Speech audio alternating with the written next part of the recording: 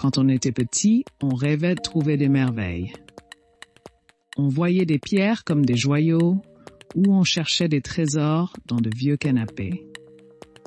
Beaucoup d'adultes voudraient vivre de telles découvertes. C'est une possibilité rare mais envisageable. Nous explorerons aujourd'hui ces phénomènes inhabituels.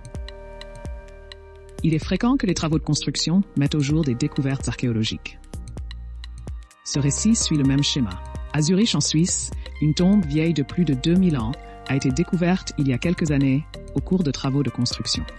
Le cercueil était construit à partir d'un seul tronc d'arbre et contenait une femme vêtue de vêtements luxueux et parée de bijoux précieux.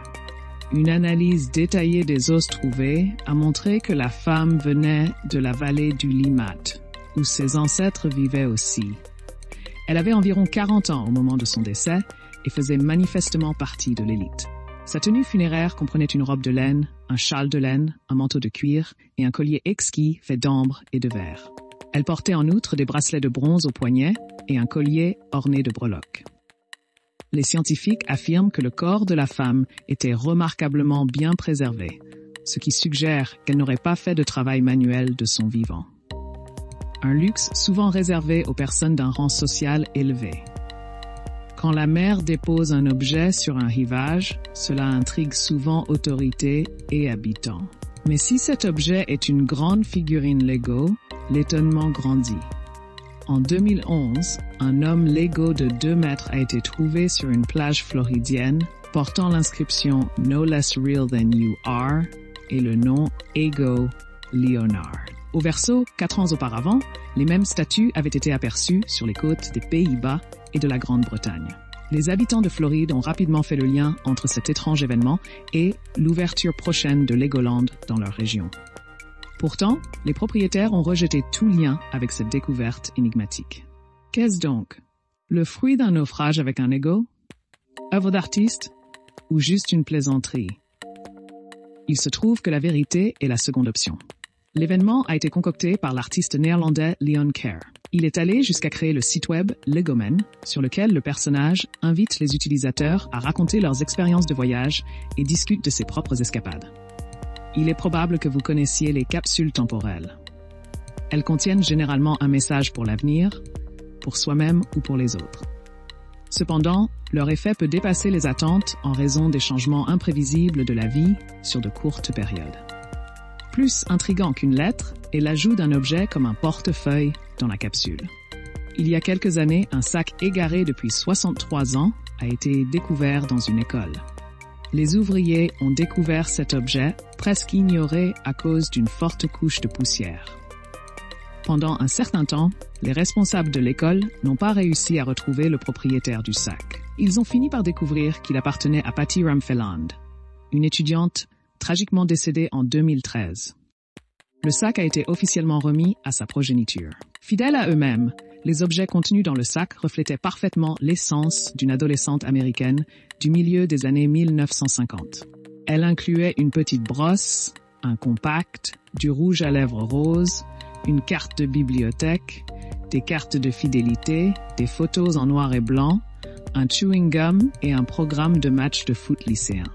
De plus, des pièces ont été trouvées et partagées par les descendants en mémoire de leur mère. Vous égarez un objet précieux et ne parvenez pas à le récupérer. Birdie Poisette. L'expérience montre que ce qui est perdu revient souvent, parfois de la manière la plus inattendue. Prenons l'exemple de Betty June Season, qui a retrouvé son portefeuille 75 ans plus tard. N'est-ce pas étonnant? Un plombier qui effectuait des travaux de remplacement de canalisation dans une école de l'Illinois, en cours de transformation en église, l'a découvert au cours des rénovations. De manière surprenante, l'homme a découvert un endroit caché dans les toilettes des dames, où il est tombé sur pas moins de 15 sacs à main de femmes.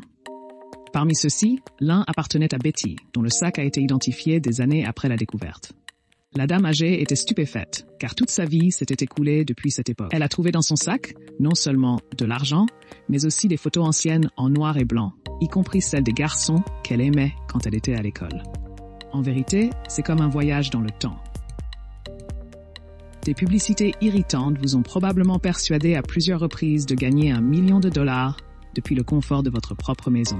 En effet, ces étudiants sont passés maîtres dans l'art. Un jour, une bande de colocataires a décidé d'acheter un canapé. Pour économiser de l'argent, ils ont opté pour un meuble d'occasion. Ils ne se doutaient pas que ces étudiants allaient faire fortune. Dans la ville de New Paltz, America, Reese Verhoeven, Callie Guasti et Lara Russo ont acquis un canapé pliant pour seulement $20. Pourtant, au bout d'un certain temps, elles ont remarqué quelque chose d'inhabituel. Il semblait que des objets étaient dissimulés dans les accoudoirs du canapé. Les amis étonnés ont choisi d'explorer pourquoi ils ne pouvaient pas simplement regarder la télé le soir. Ce qu'ils trouvent les sidère, un trésor en billets de plusieurs milliers de dollars cachés. Une véritable fortune, surtout pour des étudiants toujours sans un sou. Au départ, ils ont exulté de joie, faisant penser aux voisins qu'ils avaient remporté le gros lot. Ensuite, ils ont pensé à utiliser leur argent. Mais tous leurs projets étaient juste des rêves.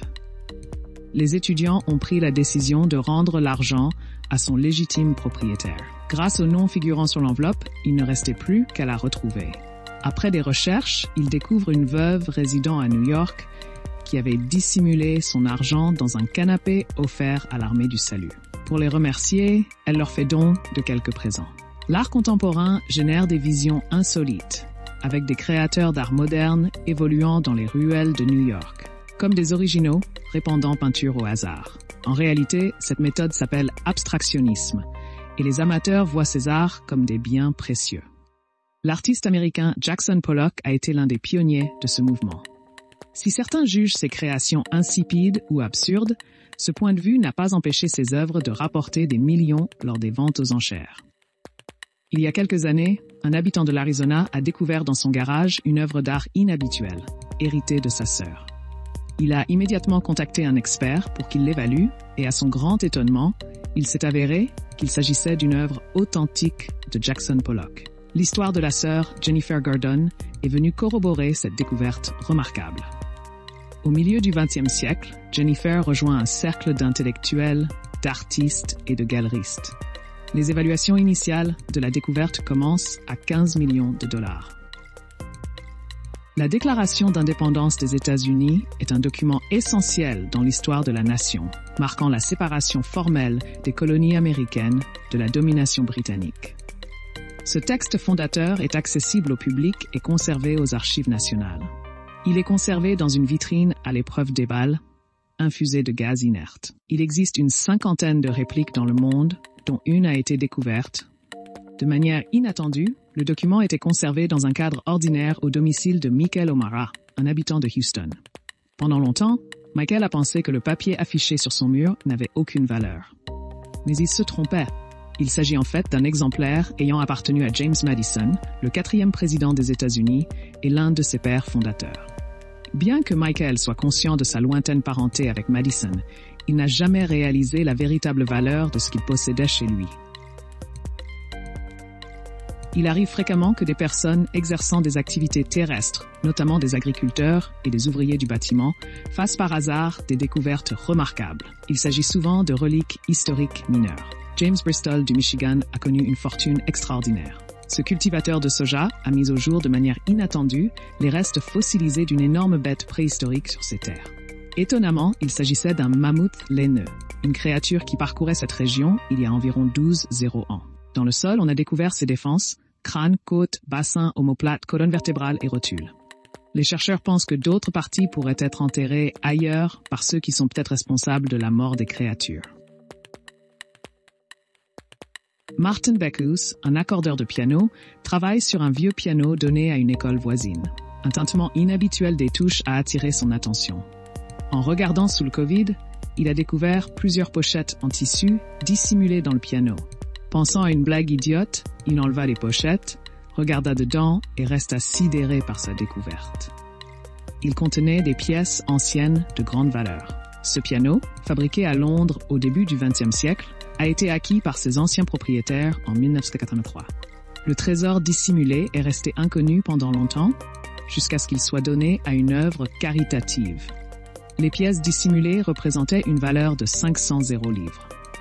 L'histoire s'est d'ailleurs terminée de manière défavorable pour les anciens propriétaires. Selon la loi britannique, la personne qui a découvert le trésor dans le piano a reçu la moitié de la part et l'institution propriétaire à l'époque a reçu l'autre moitié. La famille du donateur n'a bénéficié d'aucun avantage financier. Si vous avez aimé, merci d'avoir regardé et à bientôt.